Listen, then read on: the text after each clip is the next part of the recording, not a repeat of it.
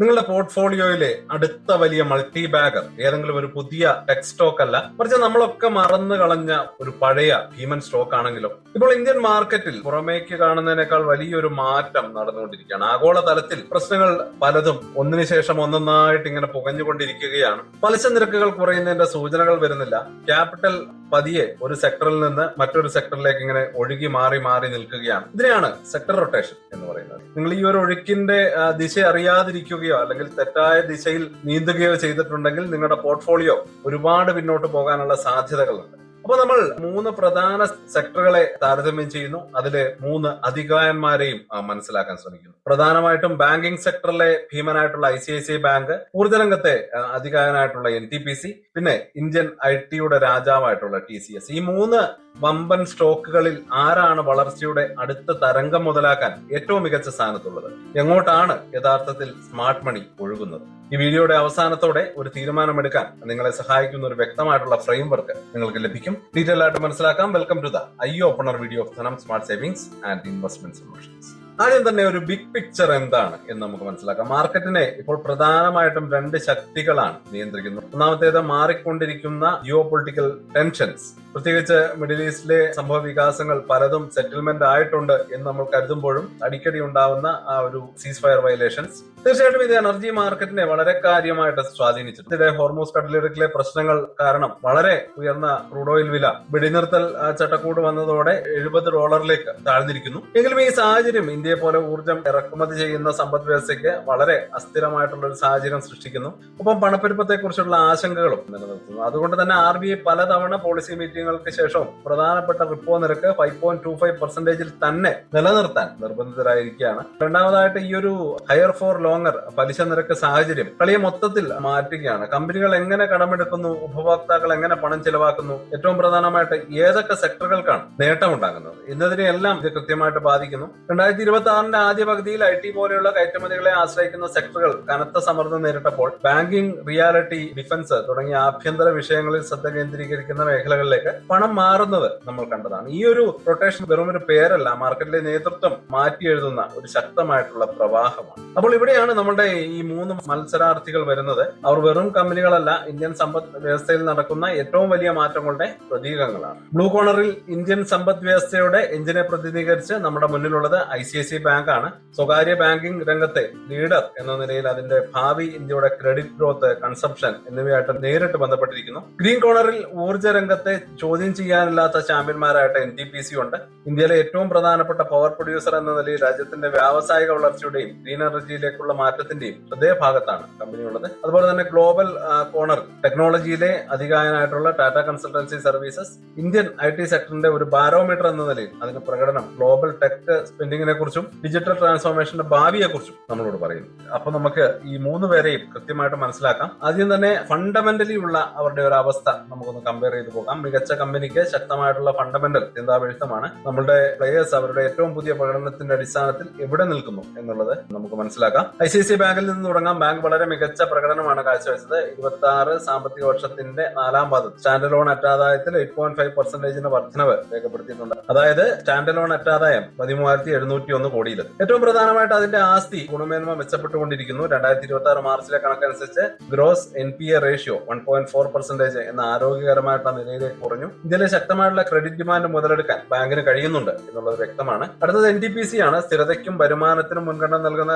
നിക്ഷേപകർക്ക് NTPC വളരെ ആകർഷകമായിട്ടുള്ള ഒരു ഓപ്ഷനായിട്ട് തുടരുകയാണ്. വളരെ നിയന്ത്രിത വരുമാനമുള്ള അതിന്റെ ഡിഫൻസീവ് ബിസിനസ് മോഡലാണ് ഏറ്റവും വലിയ കരുത്ത്. മാർക്കറ്റ് മോശമാകുമ്പോൾ ഒരു സുരക്ഷ ലഭിക്കുന്നു. അതുപോലെ തന്നെ കമ്പനി ഫിനാൻഷ്യൽ ഇയർ 26 ഒരു ഷെയറിന് 2.75 എന്ന നിലയിൽ ഇടക്കാല ഡിവിഡന്റ് പ്രഖ്യാപിച്ചിട്ടുണ്ട്. ഓഹരി ഉടമകൾക്ക് സ്ഥിരമായിട്ട് പ്രതിഫലം നൽകുന്ന അതിന്റെ ട്രാക്ക് റെക്കോർഡ് തുടരുന്നു എന്നാണ് പറഞ്ഞു വരുന്നത്. എന്നാൽ NTPC ഇപ്പോൾ ഒരു ബോറിംഗ് യൂട്ടിലിറ്റി സ്റ്റോക്ക് അല്ല. അതിന്റെ സബ്സിഡറി ആയിട്ടുള്ള NTPC ഗ്രീൻ എനർജി കമ്പനിയുടെ ട്രാൻസ്ഫോർമേഷൻ സ്റ്റോറിയുടെ ഒരു പ്രധാന ഭാഗമാണ് കമ്പനി. മാർക്കറ്റ് അതിനെ വളരെ ശ്രദ്ധയോടെയാണ് വീക്ഷിക്കുന്നത്. അവസാനമായിട്ട് TCS ആഗോള ടെക് സ്പെൻഡിങ്ങിലെ മാന്ദ്യം കാരണം IT സെക്ടർ വെല്ലുവിളികൾ നേരിടുന്നുണ്ട്. TCSന്റെ പ്രകടനത്തിലും ഈ ഒരു ഇഷ്യൂ കാണാം. ഫിനാൻഷ്യൽ ഇയർ 26 ഡോളർ വരുമാനം വരുമാനത്തിൽ 0.5% ഇടിവുണ്ടായി. എന്നിരുന്നാലും ഈ ഒരു വല്ലാത്ത സാഹചര്യവും TCS അതിന്റെ മികച്ച ഓപ്പറേറ്റിംഗ് മാർജിനുകൾ 25% ആയിട്ട് നിലനിർത്തുന്നത് കാണാൻ കഴിഞ്ഞു. കഴിഞ്ഞ 4 വർഷത്തെ ഏറ്റവും ഉയർന്ന നിരക്കിലാണ് ഇപ്പോൾ കമ്പനിയുള്ളത്. അതിന്റെ യഥാർത്ഥ കരുത്ത് വലിയ തോതിലുള്ള ഫ്രീ ക്യാഷ് ഫ്ലോയിലും റെക്കോർഡ് $40.7 ബില്യൺ എത്തിയ ഓർഡർ ബുക്കിലുമാണ്. ഈ വലിയ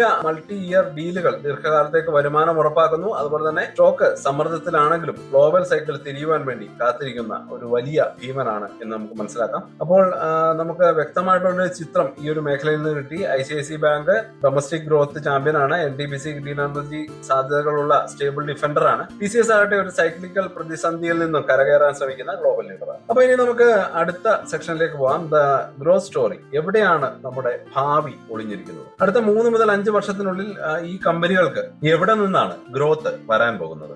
ICICI ബാങ്കിനെ സംബന്ധിച്ചിടത്തോളം ഗ്രോത്ത് സ്റ്റോറി ഇന്ത്യ തന്നെയാണ്. 2026-ലും 27-ലും ഏകദേശം 6.5% മുതൽ 6.9% വരെ വളർച്ചയോടെ ലോകത്തെ തന്നെ ഏറ്റവും വേഗത്തിൽ വളരുന്ന പ്രധാന സമ്പദ് വ്യവസ്ഥകളിലൊന്നായിട്ട് ഇന്ത്യ തുടരുമെന്നാണ് IMF, ഗോൾഡൻ ഷേസ് തുടങ്ങിയ ഏജൻസികൾ പ്രവചിക്കുന്നത്. സമ്പദ് വ്യവസ്ഥ വികസിക്കുമ്പോൾ ക്രെഡിറ്റിനുള്ള ഡിമാൻഡും വർദ്ധിക്കും. ICICI അതിന്റെ ശക്തമായിട്ടുള്ള ഡിജിറ്റൽ പ്ലാറ്റ്ഫോമുകളുമായിട്ട് ഈ ഒരു ഓപ്പർച്യൂണിറ്റി മുതലെടുക്കാൻ വെയിറ്റ് ചെയ്യുകയാണ്. ഭാവിയിൽ പലിശ നിരക്കുകൾ കുറയാൻ തുടങ്ങുമ്പോൾ അത് ബാങ്കിന്റെ മാർജിനുകൾക്ക് ഗുണം ചെയ്യുകയും ചെയ്യും. ഇത് ലാഭം ഇനിയും വർദ്ധിപ്പിക്കാനുള്ള സാധ്യത കൂടി തുറന്നു തരികയാണ്. അപ്പൊ NTPCക്ക് ഗ്രോത്ത് സ്റ്റോറിക്ക് ശക്തമായിട്ടുള്ള 2 എഞ്ചിനുകളുണ്ട്. ഒന്നാമത്തേത് വ്യാവസായിക വളർച്ച കാരണം പുതിയ റെക്കോർഡുകളിലേക്ക് കുതിക്കുന്ന ഇന്ത്യയുടെ ഊർജ്ജ ആവശ്യകതയാണ്. പ്രധാന ഉൽപാദകർ എന്ന നിലയിൽ NTPC അതിന് നേരിട്ടുള്ള ഗുണഭോക്താവാണ്. രണ്ടാമത്തേത് കൂടുതൽ ആവേശകരമായിട്ടുള്ള എഞ്ചിൻ ഗ്രീൻ ട്രാൻസ്ഫോർമേഷൻ ആണ്. 2032ഓടെ 60 ജിഗാവാട്ട് റിന്യൂവബിൾ എനർജി കപ്പാസിറ്റി കൈവരിക്കാൻ NTPCക്ക് വ്യക്തമായിട്ടുള്ള റോഡ് മാപ്പ് ഉണ്ട്. അതിന് സബ്സിഡി ആയിട്ടുള്ള NTPC green energy solar, wind, green hydrogen തുടങ്ങിയ മേഖലകളിലേക്ക് അതിവേഗം വികസിക്കുകയാണ്. അതൊരു വലിയ റീറൈറ്റിംഗ് സ്റ്റോറിയാണ്. അപ്പോൾ ഇത് NTPCയെ ഒരു പരമ്പരാഗത യൂട്ടിലിറ്റി കമ്പനിയിൽ നിന്ന് ഒരു ഇന്റഗ്രേറ്റഡ് എനർജി മേജറായിട്ട് മാറ്റിക്കൊണ്ടുവരികയാണ് ചെയ്യുന്നത്. അപ്പോൾ TCSനെ സംബന്ധിച്ചിടത്തോളം ഭാവി മുഴുവൻ AI-യിലാണ്. പരമ്പരാഗത IT സേവനങ്ങളുടെ മാന്ദ്യം ഒരു വെല്ലുവിളിയാണെങ്കിലും ആർട്ടിഫിഷ്യൽ ഇന്റലിജൻസിൽ നിന്നുള്ള ദീർഘകാല അവസരം വളരെ വലുതാണ്. ഗ്ലോബൽ ടെക് സ്പെൻഡിംഗ് 2026-ൽ 10%-ലധികം വളരുകയാണ്. ഇതിൽ AI-ക്കുള്ള പങ്ക് വളരെ വലുതാണ്. ഗ്ലോബൽ ക്ലയന്റുകൾ AI വെച്ച് വെറുതെ പരീക്ഷിക്കുന്നതിന് പകരം വലിയ തോതിൽ നടപ്പാക്കാൻ തുടങ്ങുമ്പോൾ ആഴത്തിലുള്ള ക്ലയന്റ് ബന്ധങ്ങളും വ്യക്തിഗത വൈദഗ്ധ്യമുള്ള വലിയൊരു തൊഴിൽ ശക്തിയുള്ള TCSന് പ്രധാന ഗുണഭോക്താവാൻ കഴിയും എന്ന് തന്നെ നമുക്ക് പ്രതീക്ഷിക്കാം. അപ്പൊ ഇതിനിടയിൽ എന്തൊക്കെ പ്രശ്നങ്ങളാണ് അല്ലെങ്കിൽ എന്തൊക്കെ റിസ്കുകളാണ് നമ്മൾ ഫേസ് ചെയ്യേണ്ടി വരിക? ഒരു ഇൻവെസ്റ്റ്മെന്റ് റിസ്ക് ഇല്ലാത്തതല്ല. സ്മാർട്ട് ഇൻവെസ്റ്റർ എപ്പോഴും അതിന്റെ മോശം വശങ്ങളെ കുറിച്ച് കൂടി ചിന്തിക്കാറുണ്ട്. ICICI ബാങ്കിനുള്ള ഏറ്റവും വലിയ റിസ്ക് പ്രതീക്ഷിച്ചാലും വലിയ സാമ്പത്തിക മാന്ദ്യമാണ്. ആഗോളതലത്തിൽ പ്രതിസന്ധികൾ രൂക്ഷമാവുകയോ ആഭ്യന്തര വളർച്ച കുറയുകയോ ചെയ്താൽ വായ്പ വളർച്ചയെ ബാധിക്കുന്നു. ആസ്തി ഗുണമേന്മയിൽ സമ്മർദ്ദം ചെലുത്തുകയും ചെയ്യും. പണപ്പെരുപ്പം വീണ്ടും ഉയർന്നാൽ RBIക്ക് നിരക്കുകൾ കുറയ്ക്കുന്നത് വൈകിപ്പിക്കേണ്ടി വരും. അപ്പോൾ ഇതും ബാങ്കിനെ സംബന്ധിച്ചിടത്തോളം വലിയൊരു റിസ്ക് ആണ്. NTPCയെ സംബന്ധിച്ചിടത്തോളം പ്രധാന റിസ്ക് എക്സിക്യൂഷൻ ആണ്. വലിയൊരു റിന്യൂവബിൾ എനർജി പോർട്ട്ഫോളിയോ നിർമ്മിക്കുന്നതിന് വലിയൊരു മുതൽക്കൂട്ട് ആവശ്യമാണ്. കൂടാതെ ഭൂമി ഏറ്റെടുക്കൽ, റെഗുലേറ്ററി തടസ്സങ്ങൾ തുടങ്ങിയ വെല്ലുവിളികളും നേരിടുന്നുണ്ട്. കൽക്കരി പോലെയുള്ള കമ്മോഡിറ്റികളുടെ വിലയിലുള്ള ചെറിയ കാലത്തേക്കുള്ള ആ ഒരു ഫ്ലക്ച്വേഷൻസ് അതിന്റെ തെർമൽ പവർ മാർജിനുകളെയും ബാധിക്കുന്നുണ്ട്. TCSന്റെ പ്രധാന റിസ്ക് പുറത്തു നിന്നാണ്. അതിന്റെ ഭാവി ഇപ്പോഴും ഗ്ലോബൽ എക്കണോമിയുടെ ആരോഗ്യവുമായിട്ട് ബന്ധപ്പെട്ടിരിക്കുന്നു. പ്രത്യേകിച്ച് US-ലെയും യൂറോപ്പിലെയും കോർപ്പറേഷനുകളുടെ ടെക് സ്പെൻഡിംഗ് ബയോഡേറ്റകളുമായിട്ട് ഈ പ്രധാന മാർക്കറ്റുകളിൽ ഒരു റിസഷൻ തന്നെ ഉണ്ടായാൽ, പ്രത്യേകിച്ച് US-ലെയും യൂറോപ്പിലെയും കോർപ്പറേഷനുകളുടെ ടെക് സ്പെൻഡിംഗ് ബഡ്ജറ്റുകളുമായിട്ട് ഉള്ള ഒരു കരം. അപ്പൊ ഈ പ്രധാന മാർക്കറ്റുകളിൽ ഒരു റിസഷൻ ഉണ്ടായാൽ അത് വളർച്ചയെ നേരിട്ട് ബാധിക്കും. AI ശരിക്കും ഇരുതലമൂർച്ചയുള്ള വാളാണ്. വലിയ അവസരമാണെങ്കിലും പുതിയ AI-യുമായിട്ട് ബന്ധപ്പെട്ട ബിസിനസ് വളരുന്നതിനേക്കാൾ വേഗത്തിൽ പരമ്പരാഗത സേവനങ്ങൾക്ക് വലിയ രീതിയിൽ റിസ്ക് ഉണ്ട്. അപ്പോ ഏത് സ്റ്റോക്ക് ഏത് ഇൻവെസ്റ്റർക്ക് എന്നത് നമ്മൾ മനസ്സിലാക്കണം. 3 റൗണ്ടുകൾക്ക് ശേഷം ആരാണ് വിജയി എന്ന് സത്യം പറഞ്ഞാൽ ഒറ്റ ശരിയുത്തരമില്ല. ഏറ്റവും മികച്ച സ്റ്റോക്ക് പൂർണ്ണമായും നിങ്ങളുടെ ഇൻവെസ്റ്റ്മെന്റ് സ്റ്റൈലിനെയും മാർക്കറ്റിനെയും കുറിച്ചുള്ള നിങ്ങളുടെ കാഴ്ചപ്പാടിനെ ആശ്രയിച്ചിരിക്കുന്നു. ICICI ബാങ്ക് ആവട്ടെ അഗ്രസീവ് ഗ്രോത്ത്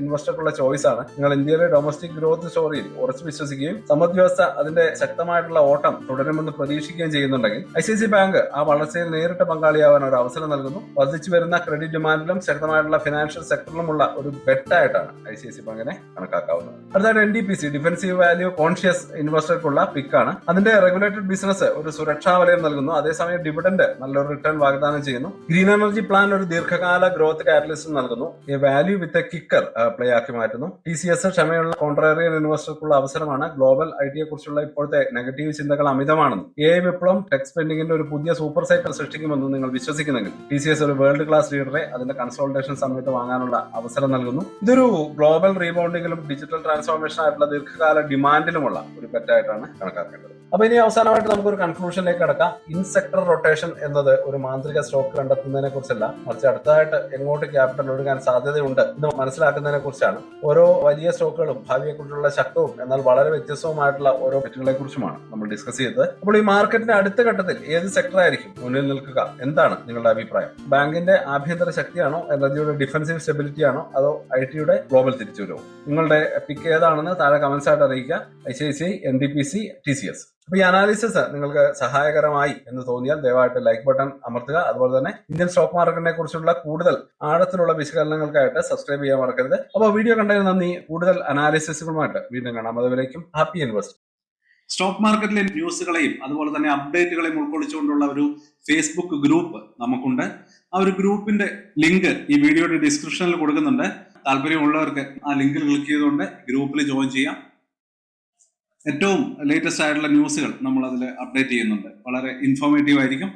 അപ്പൊ ഇത്രയുമാണ് ഇന്നത്തെ വീഡിയോയിൽ ഉൾപ്പെടുത്തിയിരിക്കുന്നത്. പുതിയ ന്യൂസുകളുമായിട്ട് നാളെ വീണ്ടും വരാം. ബൈ.